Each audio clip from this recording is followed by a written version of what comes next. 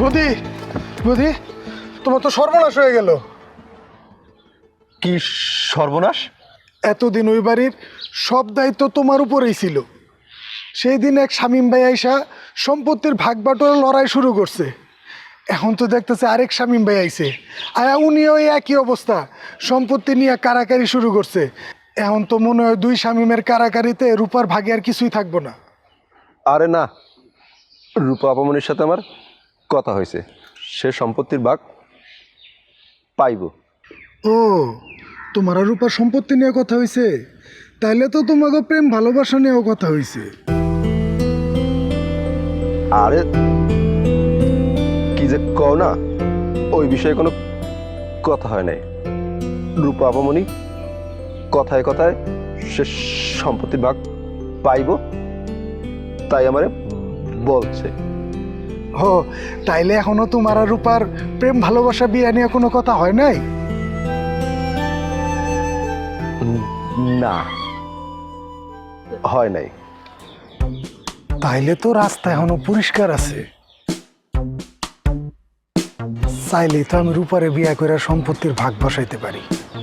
কি ভাই, তুমি কি ভাবতেছো? আরে না না, কিছু না, তুমি তো কাজের লোক, তুমি এসব বুঝবা না। আমি যাইতে আজকে।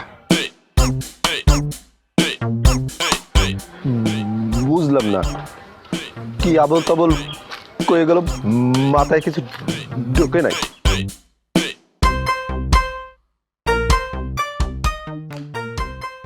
রূপা, আয় বোন বস। আর কেউ আমার না চিনুক, তুই তো আমার চিনবি।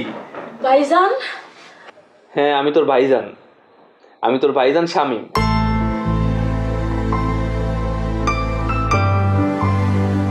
কিন্তু দেখ ওই পোলা হুবহু দেখতে আমার মতো, কই দিকে এসে বসে আছে।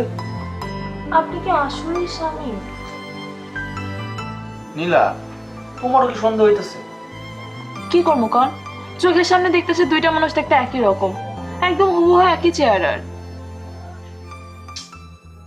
কি এক ঝামেলার মধ্যে পড়লাম। আচ্ছা শোনো, এই তোমাদের কারোর জন্য না আমি কিছু নিয়ে আসতে পারিনি, নগদ ক্যাশ নিয়ে আসছি। তোমাদের যার যা কিছু দরকার আমি ক্যাশ দিব, তোমরা গিয়ে কিনে নিবা, ঠিক আছে? কিন্তু সবার আগে আব্বার একটা ভালো চিকিৎসা করাইতে হইব। ভাইজান, তুমি আব্বার চিকিৎসা কথা কইতাছো?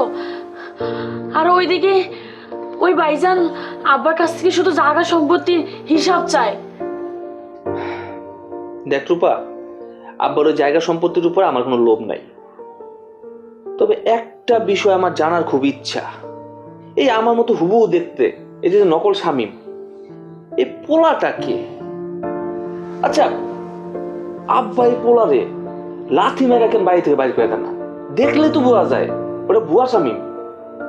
আমার কাছে না সবকিছু এলোমেলো লাগতেছে, একই রকম একই চেহারা দেখতে দুইটা মানুষ।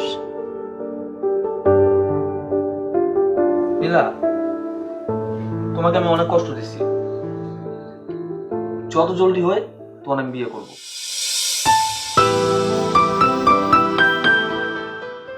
পারলে আজকালের মধ্যে আমি তোমার আব্বার কাছে বিয়ের প্রস্তাব পাঠাবো।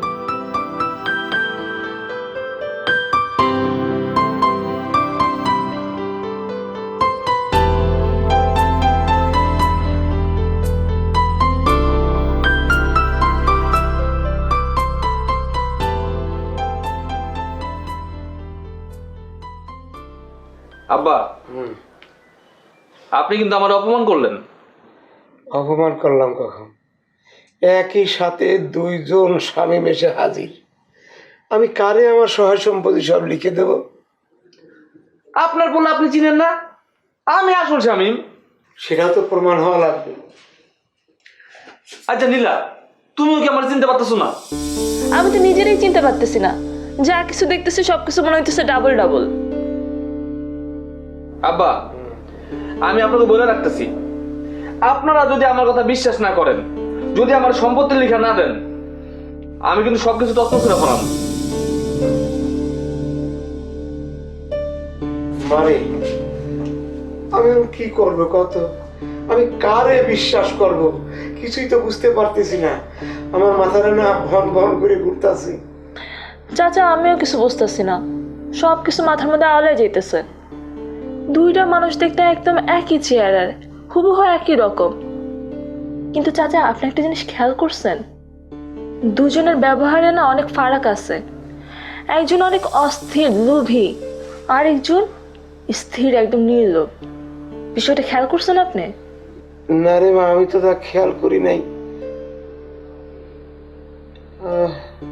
আচ্ছা, আমার স্বামী কেমন আছিল, অস্থির না ধীর স্থির, কিছুই বুঝতে পারতেছি না। চাচা আপনি ভুলে গেছেন, স্বামী অনেক বদমেজাজি আসতো। হ্যাঁ হ্যাঁ হ্যাঁ, ঠিক।